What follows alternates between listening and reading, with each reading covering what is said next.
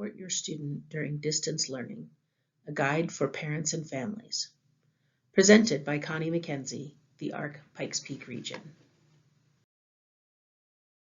During this time of pandemic, many students are engaging in distance learning, either due to their school being closed to in-person learning or because of concern of contracting COVID. Parents and students alike are adjusting to this new way of learning, but it can be difficult. This video will offer tips and tricks for making distance learning easier on everybody. Routine and structure. The most important thing is to create routine and structure in your home. This is both a mental exercise and a physical exercise. Physically arranging your space to help your student maintain the mindset of school will help them access their education with better success. Physical setup. Designate a space for your student to learn.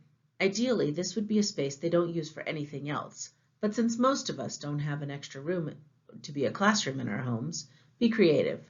Choose a space at the dining room table that they don't usually use. It could be the place mom or dad sits. This is their school chair. They don't sit there unless they are engaged in schoolwork.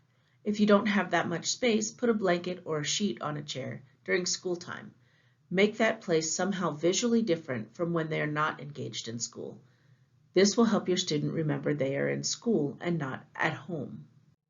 Once you have designated a place for learning, make sure your student doesn't have to leave that space to get any materials.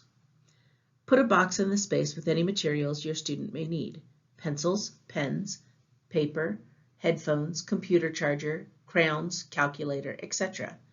Make sure to include a book your child is reading, so if they complete their independent work during school time, they're still engaged in learning.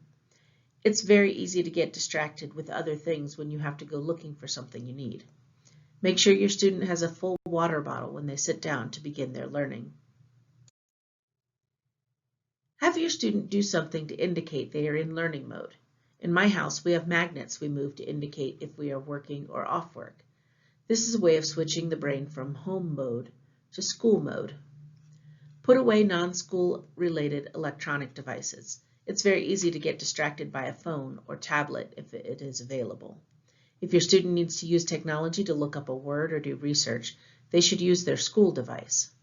While I was writing the above sentence, my phone alerted me to a new email. It was spam, but I stopped to look at it, lost my train of thought, and had to go back to the beginning. It took me 3 times as long to write that sentence as it would have if I was following my own advice.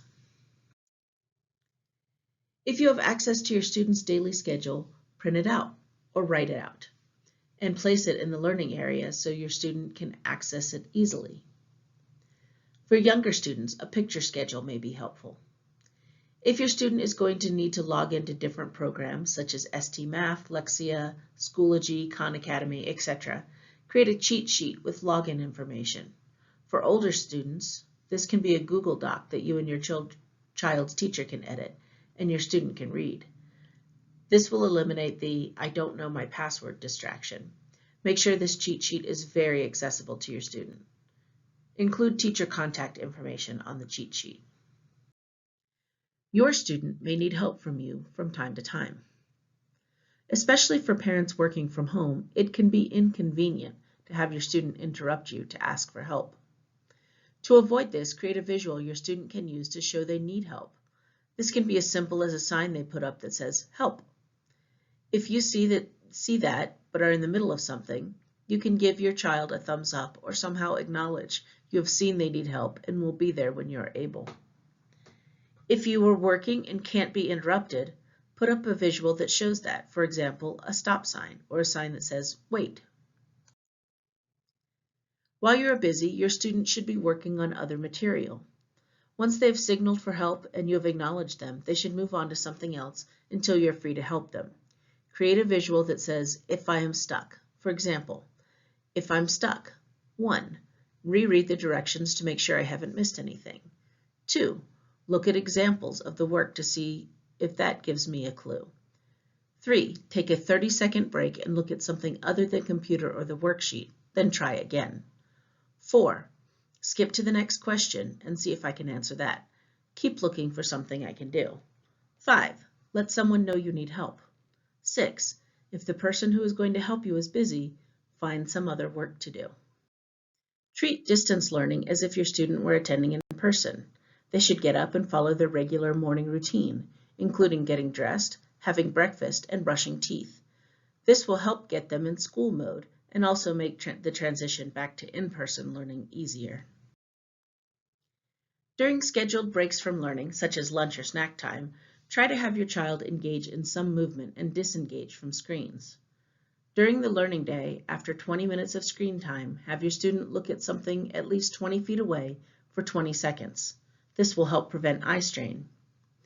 If you need help with movement breaks, there are links in the description of this video. Social engagement. One of the biggest things many students will be missing is social engagement. There are a couple of ways to combat this. Have a virtual playdate. Invite friends or classmates to a non-school chat over technology. This can be just a time for kids to talk, a dance party with someone playing music for everyone to dance to, creating a collaborative story by taking turns to add one sentence to the story, working on a craft project together, etc. If students are going to work on a craft together, someone may want to create craft kits for porch pickup so all students participating have the right materials. Outdoor meetups. Invite other families to outdoor socially distanced activities. For example, a picnic where every family group stays on their own blanket 6 feet apart, but close enough to talk and engage with each other. If someone has access to a projector, have a backyard movie night. Play socially distanced games. See description for a link to some ideas. Wrapping up. Distance learning is a new environment for most students, parents, and teachers. New things can be very stressful for everybody involved. Make sure everybody takes time each day to do something fun or relaxing so they don't burn out. If one day doesn't go well, that's okay. You can try again tomorrow. Presented by the ARC Pikes Peak region.